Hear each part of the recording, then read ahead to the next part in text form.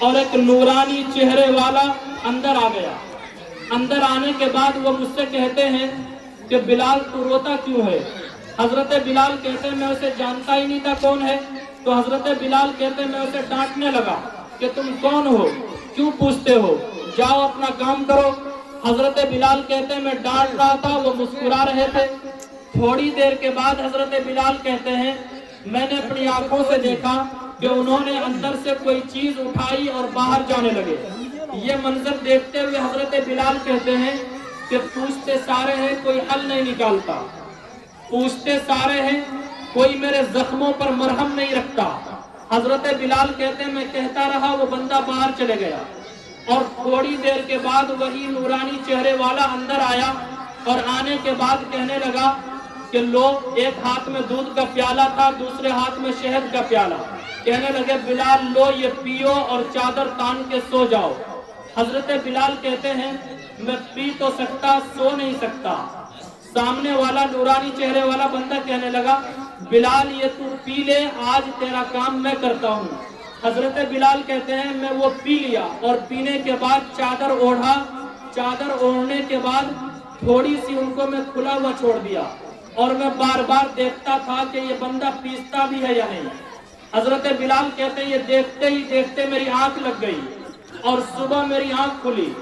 جب صبح آنکھ کھلتی ہے تو حضرت بلال کہتے ہیں میں نے آس پاس سب جگہ اس بندے کو تلاش کیا، وہ بندہ کہیں مجھے نظر نہیں آیا۔ اچانک حضرت بلال کی نظر اس جو کی طرف جب پڑتی ہے تو حضرت بلال کہتے ہیں جتنا میں 7 دن میں پیسا کرتا تھا وہ بندہ ایک رات میں پیس دیا تھا۔ حضرت بلال کہتے ہیں پھر وہ بندہ دوسرے دن اندر آیا، ایک ہاتھ میں دودھ کا پیالہ، دوسرے ہاتھ میں شہد کا پیالہ۔ پھر کہا بلال یہ پیو اور چادر تان کے سو جاؤ۔ پھر تیسرے دن آیا۔ جب تیسرے دن آیا تو حضرت بلال اس کے قدموں میں گر گئے اور کہنے لگے بلال کیا مجھے تو نہیں جانتا؟ تو حضرت بلال کہتے ہیں نہیں۔ کہنے لگے کیا تجھے میرا پتہ بھی نہیں ہے؟ کہنے لگے نہیں۔ حضرت بلال سے کہتے ہیں کیا تو نے کبھی کسی کے بارے میں کچھ سنا بھی نہیں ہے، کچھ شور بھی نہیں سنا؟ تو حضرت بلال کہتے ہیں کہ ہاں سنا ہے، ایک محمد نامی شخص ہے، وہ مکہ میں آیا ہے، ہاشم میں آیا ہے، وہ اپنے لوگوں کو اپنے اکابر کے اپنے اجداد کے طریقے سے ہٹاتا ہے اور نعوذ باللہ کوئی الٹا کام کرواتا ہے۔ سب سن کے پیارے آقا فرماتے ہیں کہ بلال جسے کہہ رہے ہو کہ دین سے بھٹکا رہا ہے وہی تو 3 دن سے تیری خدمت کر رہا ہے۔